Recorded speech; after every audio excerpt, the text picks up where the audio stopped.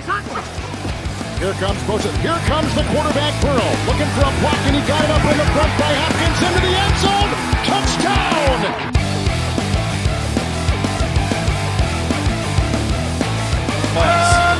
Those little split-second differences so huge in the NFL. 2nd and 10, Burrow over the middle. Higgins breaking free, and Cincinnati back in front.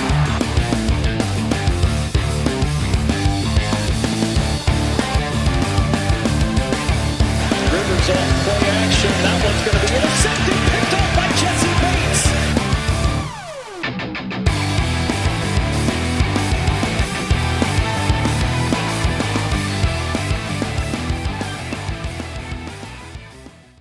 Welcome back to the Streaking Stripes podcast, the number one Bengals podcast in all of Greenland, and our analytics say so. So do not question us. 100% factual. We're back. Bengals, we had another Victory Monday this week, and Drew and I had some fun on Sunday, didn't we? We did. We ended up going to the game in Detroit. Yeah. It was, first experience for me going to an away professional football game on the road, seeing a professional football game outside of Paul Brown Stadium. And all I have to say is, wow, we have a really, really bad stadium. Yeah, that's the one thing that we kind of really took away from it. Ford Field was really cool, not going to lie. Presentation-wise and just kind of just sitting there. So, not a bad seat in the house. No, and we got to see a 34-11 ass whooping that the Bengals put on the Lions. What is that? I think that's 7 straight that we beat Detroit. Yes, it's a 7 or 8 or something like that. So last time we lost to Detroit on Detroit's home field, I think, was 1970. Yeah, there you go. So we're going to go over some of the stuff that we saw. Going to go over the Lions game as a whole. We have a big game this Sunday coming up against Baltimore. We'll dive into that, and we're going to also give our weekly picks. So with all that being said, we'll dive right into our Lions review, not our preview. Bengals win 34-11. What was your thoughts? First half definitely frustrated a little bit with how the offense stalled a little bit. But, once we opened up the playbook, pretty pleased. I think even our backups looked good when we had them in. Auden Tate with the touchdown. I'd like to see him on the field a little bit more, but it is what it is. But overall, good showing. Our defense showed out, made, Sewell look really bad, and Jamar Chase is apparently a better blocker than him. So yeah, that was a hell of a play. Yeah, I think the first half we struggled. I don't think it's really any secret offensively anyway. The defense, I think the entire game was great. You go back and I saw a tweet, I forget who it was, but the defense had given up 1 total yard after the first quarter of offense, which is just really insane. But I think most of our struggles in the first half came from mainly shooting ourselves in the foot. I think Trey Hill had a couple of holding penalties or false starts or something. He had a holding, and then on the very next play right after that holding had the false start, which ended up in him being benched. And that first holding came on that it was like 3rd and 12 or 3rd and 8 or something like that. Something like that. Joe Burrow threw a ball to T. Higgins and picked up the first down, and that happened a couple times where we were it wasn't like 3rd and long, but it was 3rd and significant. Yes, 3rd and significant distance.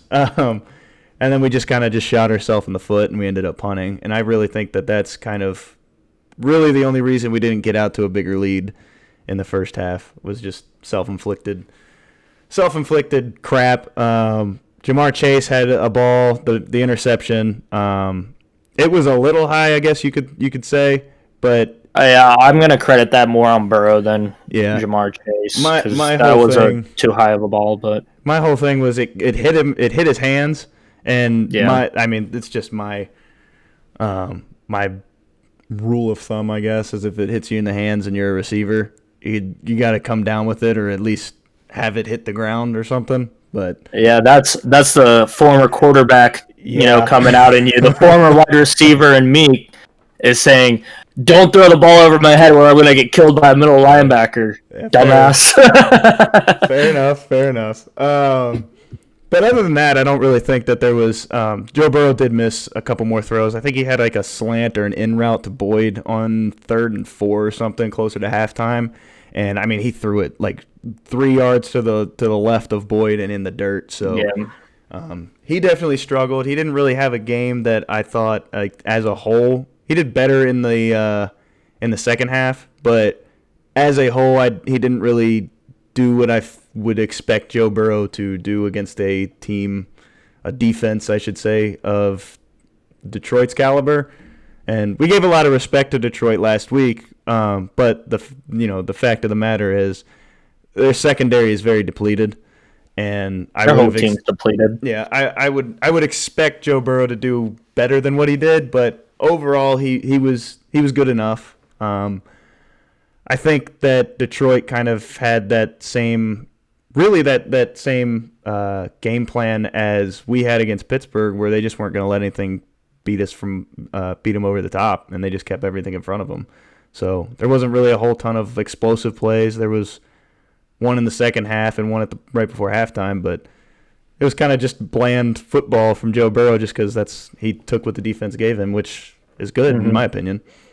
You still had some big plays here and there. Jamar Chase had a couple deep catches. He had the one that should have been a touchdown, but he got caught from behind. And if you listen to them mic'd up, the Bengals tweeted out Jamar Chase mic'd up earlier today. Yeah, absolutely hilarious. I love this Bengals team. They have a camaraderie about them, and if you haven't checked that out, go check out. It's on the Bengals YouTube page. It's on their Twitter page. Go check that out, guys. Yeah, this team, just feeding off of what you just said, it gives me kind of that same vibe that we had with the Reds for part of the season, where they're although I think they're going to be better, because my whole thing with the Reds was I said they might not be great, but they're going to be fun, and I think this Bengals team is going to be good, and they're also going to be fun. So I'm enjoying it. Speaking of which, did you see the video of CJ Uzomah, where Joe Mixon picked up the phone? Yeah. That's awesome. I love these guys. It was a great video. Oh yeah. One other thing that happened in the first half that was, I would say, it's kind of a turning point. Detroit, I think, was putting together a decent drive, weren't they? Or no, it came right after that interception. Logan Wilson ripping that ball away from, I think it was T.J. Hawkinson, wasn't it? I can't remember off the top of my head who it was. It might have been. Yeah. I remember that because in the stadium, I'm not sure what it looked like on TV. I haven't rewatched the game yet, but either. In the stadium, it looked like there was not a chance we were getting that ball. I assumed that there wasn't indisputable evidence either way to overturn it or confirm the call, and the call in the field was that it was a catch. So, yeah. But correct me if I'm wrong. Not only Logan Wilson was in on that, but Von Bell was too. I think it was Von Bell. Yeah, I'm pretty sure because Zach Taylor gave them the game balls for causing turnovers. Yeah, which he alluded to after Chicago. Remember that? Yeah. We're not going to get into that. But anyway, first half wasn't stellar. We went up 10-0 at halftime. But, again, I think that was more so self-inflicted than anything. And then the second half, Bengals came out firing. They put up 24 points in the second half. And I think it really all stemmed off of that fourth down play on their first drive. And I'll give credit where it's due. We've been hard on Zach Taylor. I think the whole fan base has been hard on Zach Taylor for play calling and everything. But that fourth down call, there's 4th and 1. That was I got to give credit where it's due. That was a really, really good call. 4th and 1, motion. Was it Boyd?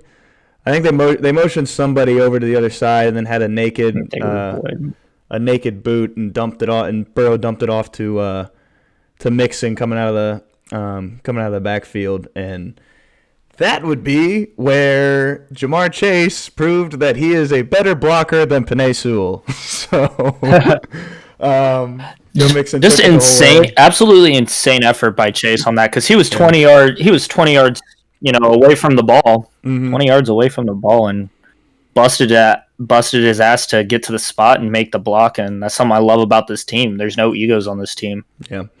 Yeah. It was. That's the thing that you can see. They want to win, and they believe that they can win. They believe in each other and everything. That's where I don't know if you see that a couple years ago with that team. No. I don't think you see somebody sprinting downfield trying to throw a block to score a touchdown. That's where that whole culture thing that I think we all agree on with Zach Taylor is that he brought in that new culture. And I think that speaks volumes to it, is you got a rookie sprinting downfield to throw a block to score a touchdown for his teammate. I impressed me, and I'm thrilled about it. So Jamar Chase makes the effort, and then Joe Mixon on the sideline.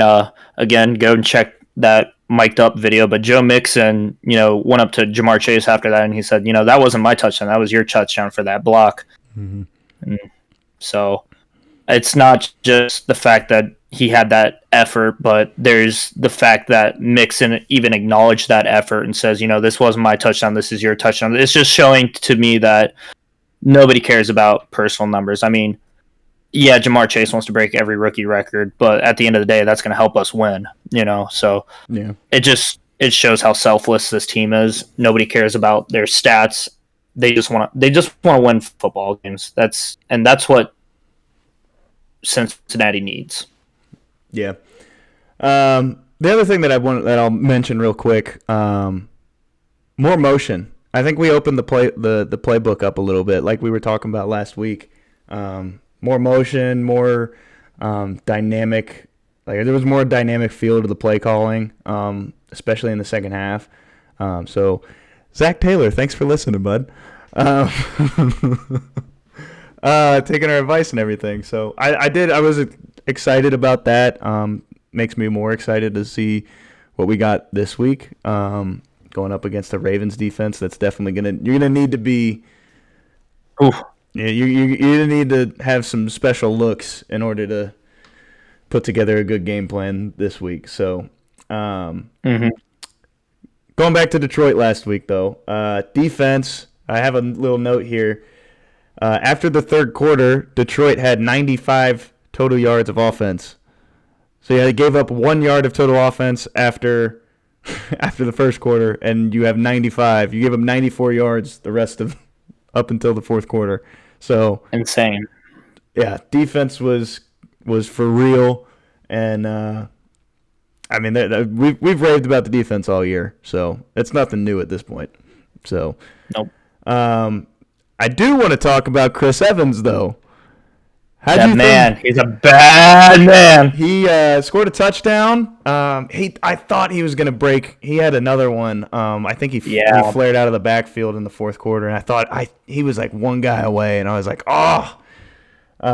So he had a game. What do you think about him? I mean, he's living up to the hype. We drafted him, and there was this. Is one of those. He's one of those guys who, if he would have gotten more playing time, and didn't get kicked off the team and everything, and he would have been a higher draft pick. His draft stock fell, and he's one of those gems we found later in the draft. Mm-hmm. And I think him and Mixon can be a real 1-2 punch in this league. And that's no disrespect to P. Ryan, because I do like Samaje P. Ryan a lot too, but Chris Evans, he has. I hate when people say it, but he has it. Mm-hmm. I don't know how to describe it, but I know it when I see it. He's going to be a key role player in the next couple years, hopefully. Yeah, He wears that number 25 well. He did pretty good in pass blocking, catches the ball out of the backfield really well, and I mean Sunday he proved he can run it. So not bad for a Michigan player. Yeah. Has that geo factor about him, I guess you could say, right? Yep. Yeah, I think he's going to be important. One of the things that had P. Ryan playing was his pass blocking ability, and I think if Chris Evans can do what he did on Sunday regularly, I'm sorry, I love Samaje P. Ryan. He's a fine back, but I'll take my chances with Chris Evans. Yeah, I like all of our running backs. One thing I noticed that they were doing a lot with Chris Evans too that you don't see with the other two backs, specifically P. Ryan and Mixon, is they had him split out wide as the X wide receiver a lot. So that just shows, and I mean, he had that touchdown he had, that wasn't necessarily an easy catch either. That was a pretty difficult catch. So it shows that he has that ability to be a great pass catcher too as a running back. And today in the NFL, that's what you need, a pass catcher for, passing downs. Yeah. So pretty high on him. Yeah. So 2 trap games in the books by the Streaking Stripes podcast standards, and Bengals come out with wins in both of them, which is good to see. One thing that I'm just going to throw it in there real quick. If you want to be good in this league, you got to beat the teams that you're better than. And so far, you look at, I mean, in my opinion, I think having Chicago's defense that early in the season was just unfortunate. Yeah. But I don't think Chicago's a bad team. No. They're just going through some struggles. Yeah, I think we should have beat them that day if obviously, we don't have a clunker as a whole, as a team and everything, but you can make an argument that we're 2 or 3 plays away from being 6-0 right now. So, I got to beat teams that you're better than, and so far this season, this team has done that. So, teams that they are perceived as not being better than. One of them's coming up this weekend in the 5-1 Ravens. Before we get into that, though, I have it right underneath our preview. Jamar Chase today was named Pepsi Rookie of the Week for the 3rd time this season. Are we surprised at all? I mean, we all expected him to come in and be a really good rookie, but I didn't think he was going to have this Randy Moss level of dominance that he's having. And in my opinion, I'm, again, not trying to be a biased Bengals fan, even though this is the Bengals podcast. I don't see how you can vote anyone else Rookie of the Year over Jamar Chase at this point anyway. Right. Obviously, Lawrence or Fields or somebody could just go off, and then if it's a quarterback, it's probably going to go to them. But to this point, I've been seeing some people say Mac Jones as well. Yeah. But I mean, to this point, I don't really think there's anybody close to him. He's had the most impact on his team, and he's been by far the best rookie, offensive rookie this season. So he's not just one of the best offensive rookies. He has an argument, I think, right now as a top 10 wide receiver in this league. Oh, absolutely. Just based on this season alone. Yeah, I don't think many people would be like, no. I think that there'd be a lot of that just because he's a rookie. But I mean, look, we were having that same conversation about Justin Jefferson last year. Yeah, and one of the things that a lot of people point out is you look at what Justin Jefferson did to the league last year and where he is and how he burst onto the scene. Jamar Chase was the better of the two between them at LSU in that 2019 season. So I'm expecting, knock on wood, barring any injuries, I'm expecting him to stay on pace and put up a wide receiver 1 season. So I'm not surprised by it at all. Yeah. So going back to our Ravens preview, playoff implications. So first place in the AFC is on the line this week, actually. Not just the AFC North, the AFC as a whole, which is crazy to think, but it's insane. Yeah. You told me before the season that first Ravens game in week 7 that the Bengals are going to be playing for first place in the AFC. I probably would have called you crazy, honestly, but here we are. So I would say I was expecting like 2 or 3 wins up until this point. So yeah, I kind of I was figured pretty actually pessimistic. that I was kind of figuring that us in Cleveland would be flipped, honestly. Yeah. But so we're recording this on a Thursday. Have some health stuff that we're gonna run down real quick. Tyler Shelvin did not practice on Thursday. Trey Hopkins and Chris Evans, who we just mentioned, both were limited today, and then Jackson Carman returned today to full practice, and Joe Burrow, while still on voice rest, obviously practiced full today too. So by all means, we should be able to have a relatively healthy lineup coming up against the Ravens, and I think it's going to be very important that we do so. So it's going to be a tough matchup this week. Oh, it's probably going to – I think this is the most significant – this is probably the biggest game of Zach Taylor's career, honestly, if you look at it. Yeah, he didn't play a lot of meaningful games the past 2 years, and he has a chance to, right the ship. Like, he can turn this whole perception around him being a bad head coach if he gets a win here. I don't even care if it's an ugly win. I don't care if it's a win where, we should have killed them and, we let them hang around or whatever. Like, if you get a win here, a win's a win. You're first place in the AFC, and that you're going to gain a lot of respect from the fans.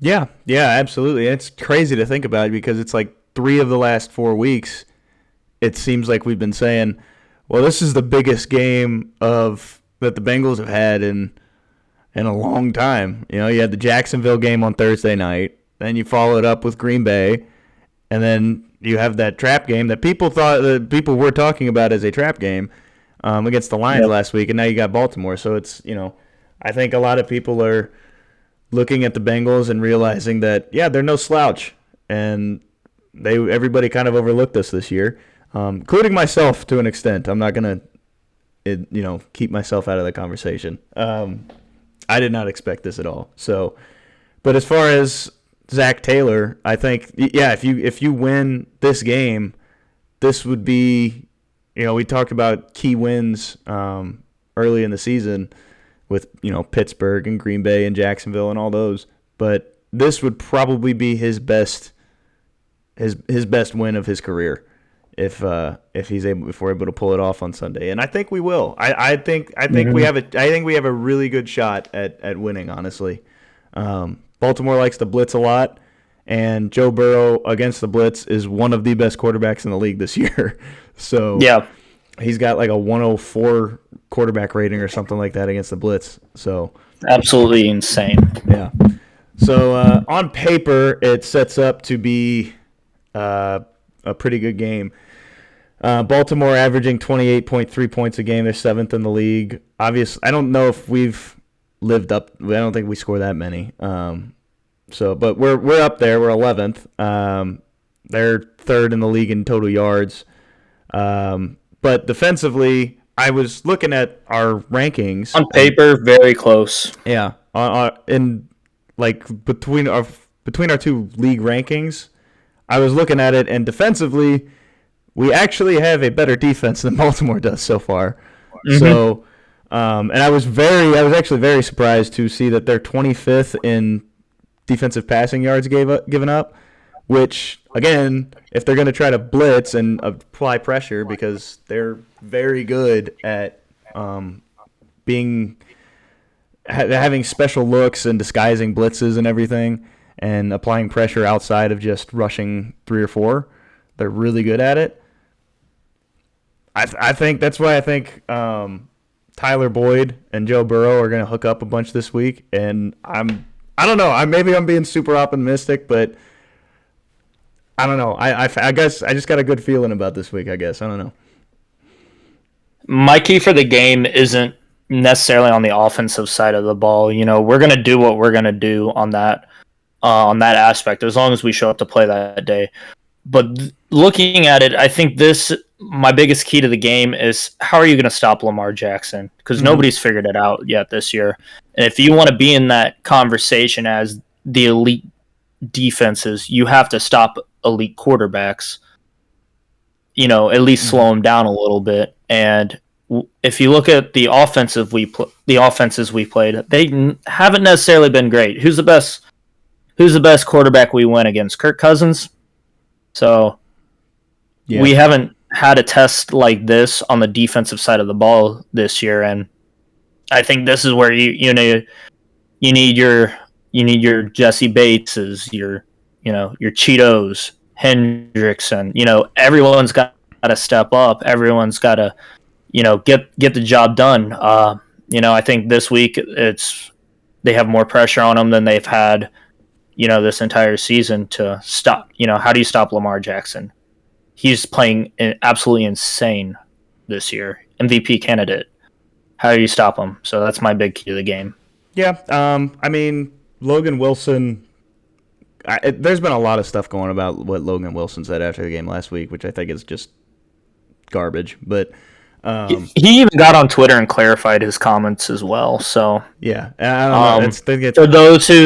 For those who didn't see, Logan Wilson said in his post-game press conference last week that Lamar Jackson has this, essentially, I'm paraphrasing here, he's a running back who plays quarterback, and people tried to twist that as he's saying he can't throw, he's saying he's a running back. Logan Wilson then went to Twitter to clarify his comments. He was saying, no, he's a quarterback with the skill set of a running back. Yeah. Lamar Jackson very well may be a player who we've never seen, I don't think we've ever seen a dual threat play as well as Lamar Jackson has. And I'm going to even throw Michael Vick in there. Yeah, I don't think that I think Lamar Jackson is a unique talent. I don't really think there's ever been anybody that's done what he does. And he's torched. We know it, especially firsthand. He's torched us every time he's played us, I'm pretty sure. So I think we all remember the spin. Oh well, Ravens Twitter has definitely reminded us this week. If you forgot, so yeah, which it's fine. We've been throwing the Boyd touchdown up from a few years back, so yeah, that's what our side's been doing. But shout out Bills Mafia. Yeah, Bengals are 8th in rushing defense, which I think is going to help us. I think Larry Ogunjobi's probably going to get a lot of work. So is DJ Reader. So, and I just looked this up on the fantasy app. Bengals are also 8th in against tight ends this year. Now that's fantasy points, so I don't know how much that translates. But slowing Mark Andrews down and keeping him covered is probably going to be part of what we're going to have. It's going to be a big key to our game plan this week. I think you're probably going to see a lot of pressure from Mike Hilton this week to try to help that front four. Same thing with Von Bell. I think you're going to see Von Bell play more in the box this week, and we're going to have Ricardo Allen back there playing the strong safety spot while you move Von Bell up into the box. Yeah, and this is one of the things that I'm not too worried. And watch it; they'll go off. Hollywood Brown will just scorch people, but he's a bad man. Yeah. Bad man, Hollywood Brown. But overall, as we're talking about the Ravens receiving core, Hollywood Brown, Rashad Bateman, they're solid player. Like they're solid players, but I'll take Cheeto against any one of them. It sucks not having Waynes, but I feel like if we could help Eli Apple out on the other side with whoever he's going up against, we'll be okay there. And it's part of why I'm so optimistic about this is because I feel like we should be able to stop the run. And Baltimore runs really well. Don't get me wrong; they're a very good run team. But I think we're going to be able to bottle it up.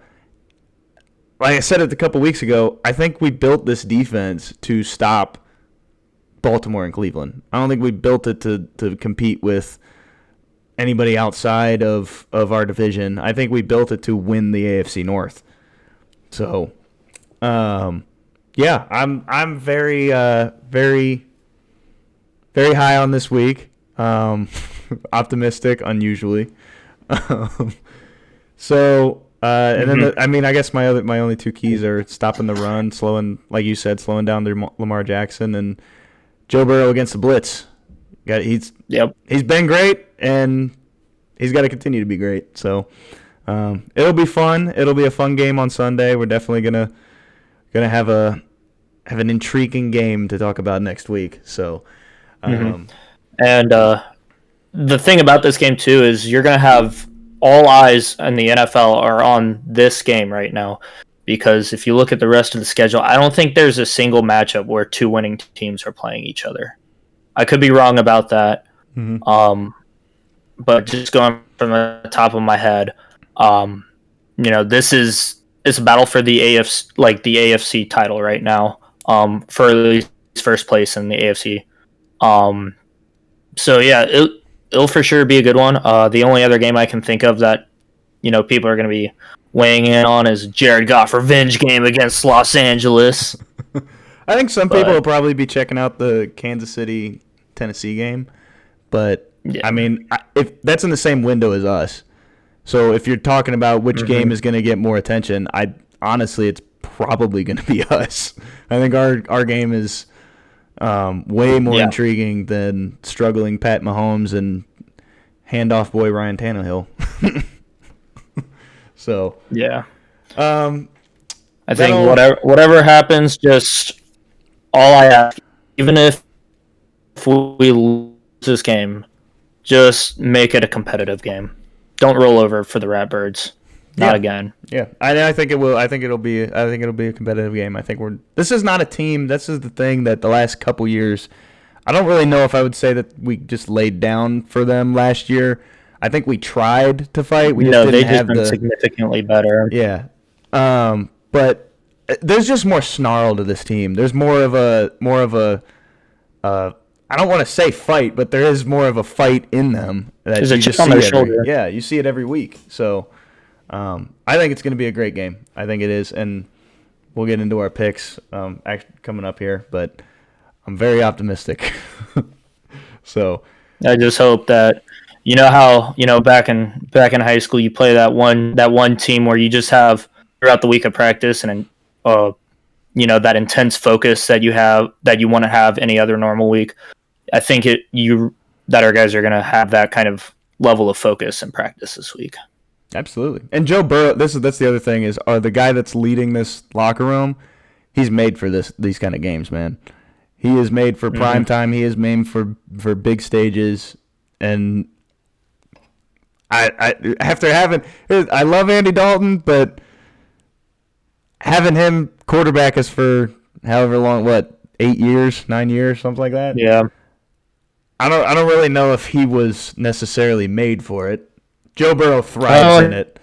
He was made for beating the Ravens. Well, yeah. Andy Dalton was made for beating the Ravens. Yeah. But yeah, Joe Burrow is made for big time moments. Like he was born to play big time moment football. So I guess that's just where a lot of my optimism's coming from. Anyway, as you should have it. Yeah, that'll lead us into we'll finish up with our weekly pick'ems for week 7.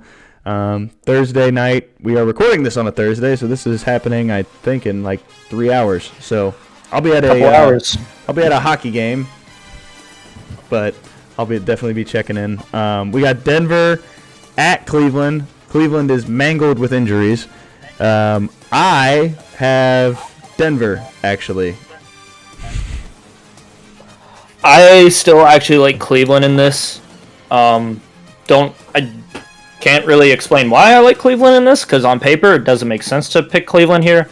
But I think that's exactly why I'm going to pick it, is just because it's the NFL, crazy stuff happens. They still have Myles Garrett, and I don't really trust the Denver offense.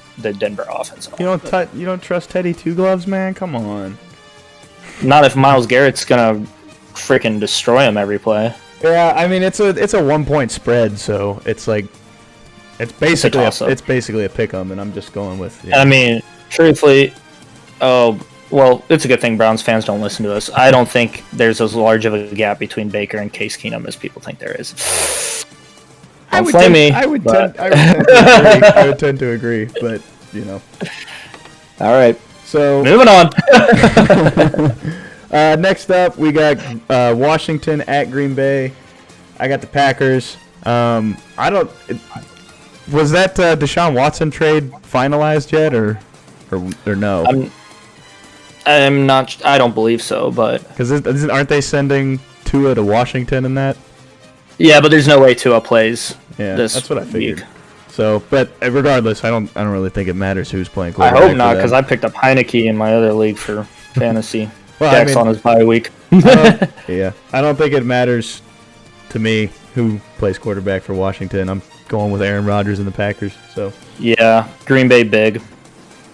Okay. Next up, Atlanta at Miami. I am sick of Miami. I've picked them, I think, 4 times this year, and they've burnt me every time. So guess what? Screw you, Dolphins. I'm going with the Falcons. Oh, this is a tough game. Yeah. You want to talk about a shit show game? This is going to be a shit show game. Oh, man. I really don't... I'll go Atlanta. I think Miami just lost to Jacksonville. We'll go Atlanta there. You skipped the game. I did. Oh, I did. Oh, I'm so sorry. I'm so sorry. I forgot that Mr. God himself, Tom Brady reincarnated, Patrick Mahomes is going up against an actual god in Derrick Henry. I was about to say, you said God's playing. I was like, is he talking about Patty Mahomes? Is he talking about Derrick Henry? I did skip a game. Sorry. Kansas City at Tennessee. I have Kansas City. I'll probably be wrong, but I'm just going to roll with them. I'm going to go with Tennessee on this one. I think they're going to control the clock with the ground game. I don't think you stop Derrick Henry. Me and my buddy at work the other day were talking about how many versions of yourself would it take to bring down Derrick Henry.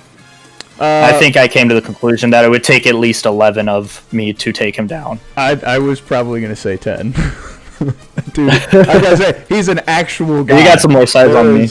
There is, I mean, yeah, he's insane. There was a tweet today that I saw that was, would you rather try to stop tackle Derrick Henry, or try to avoid getting tackled by Myles Garrett? And I was like, well, Myles Garrett wouldn't be able to catch me. He absolutely. I think I'd rather wrestle a baby Bengal tiger. Yeah, I'd rather run into traffic than that. All right. Next up, I gotta skip the game since I skipped the game. Jets at Patriots. I don't know. I guess this is one of those games where I'm just kind of like, they're both kind of eh. But I think the Jets are worse than the Patriots, and I think the Patriots defense probably picks off baby-faced, what's his name, Zach Wilson a few times. Yeah. So I'm gonna go with New England. I like New England as well. I think that they're a team that's a little bit better record than they're a little bit better than what their record shows. They played a lot of close games. Had the nail biter on Sunday. And honestly, I kind of like Mac Jones. He's kind of growing on me. So I'll go with Patriots here. Yeah, great. We got another decent quarterback in New England. I don't want to even think about that. Next up, we got Carolina at New York. This was one that I was struggling with. I was going back and forth on it, and I'm sitting here and I'm like, Carolina's on a 3-game bender. They don't have McCaffrey. Give me the Giants. I think Carolina goes as Sam Darnold goes, and he's been in a slump these past couple of weeks. I think he sorts it out this week, and I will take Carolina in this one. Their defense is too good. All right. Next up, game of the week, in our opinion. Cincinnati at Baltimore, I've raved about. I've said it all podcast. I got the Bengals. I don't need to say anything more. 5-2 going into next week. Going into New York, we're going to be 5-2, baby. Oh, please don't hate me, Bengals Nation. I love this team so much. No. I love you guys. The game's at Baltimore, and I still have not seen a team slow down Lamar Jackson. don't hate me, Bengals. I'm rooting for the Bengals. I'm a Bengals fan through and through, but I'm gonna pick Baltimore in a close game. Man, we got me of all people that is picking us to win, and Drew of all people going with the Ravens. that's a as Michael Scott said, the turntable.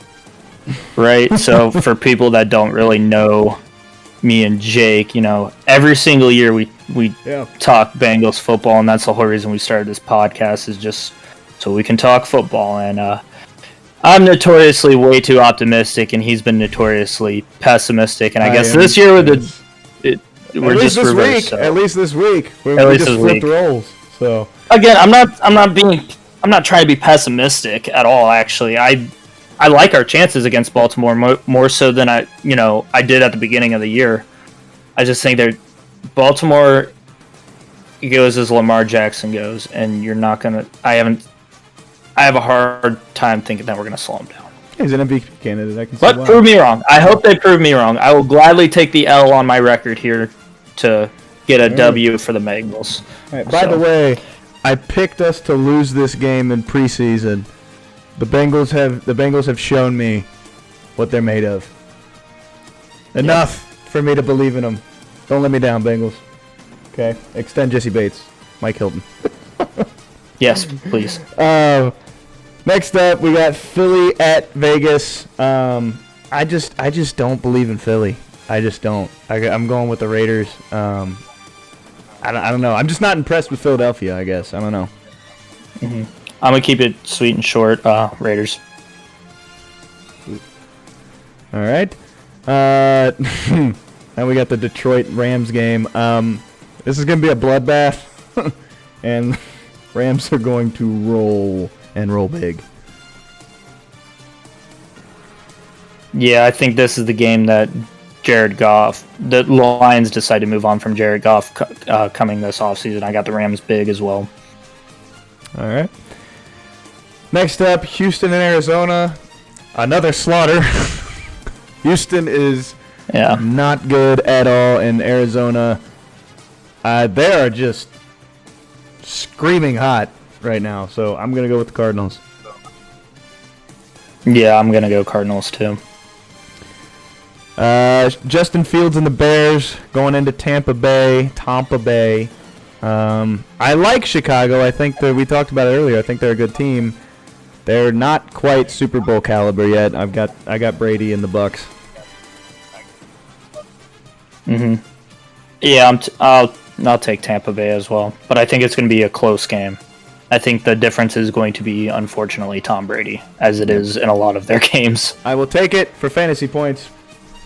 I don't like Tom Brady, but I have him. He's the quarterback of the Tailgate Boozers, so I got to root for him. Yeah. Indianapolis and San Francisco. Ooh, boy. Sunday night at 8:20. I don't know why we didn't get flexed into seeing this game. I don't know why we didn't get flexed into Sunday night. Well, I believe they don't start flexing till week 10. Oh, they should have made an exception. This is terrible. Yeah. It might be a good game. Just Make an exception because... Yeah.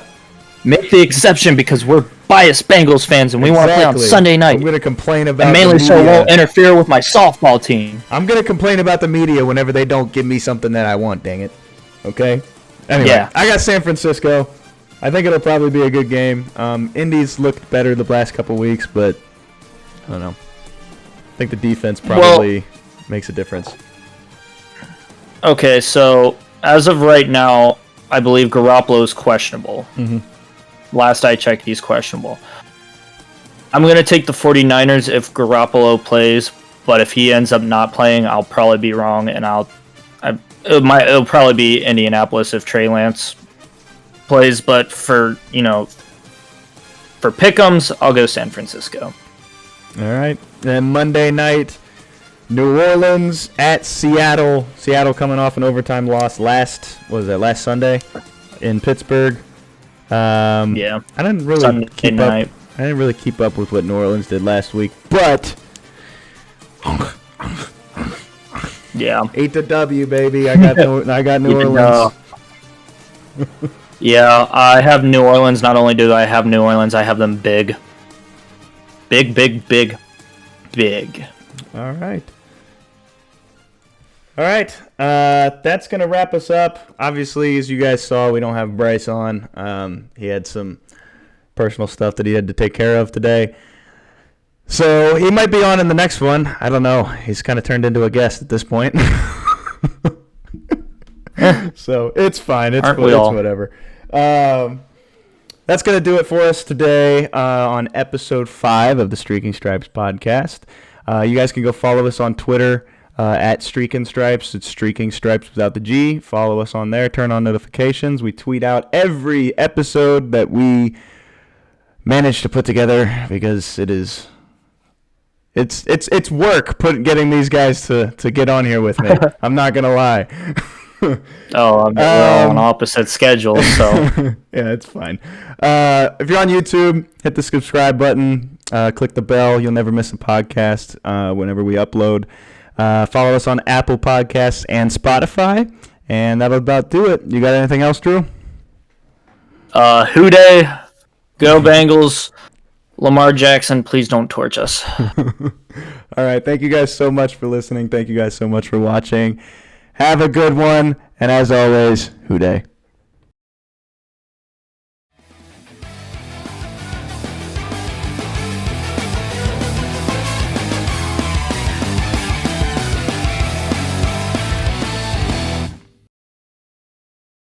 Hey, victory on 1. Ready? Oh, that felt good.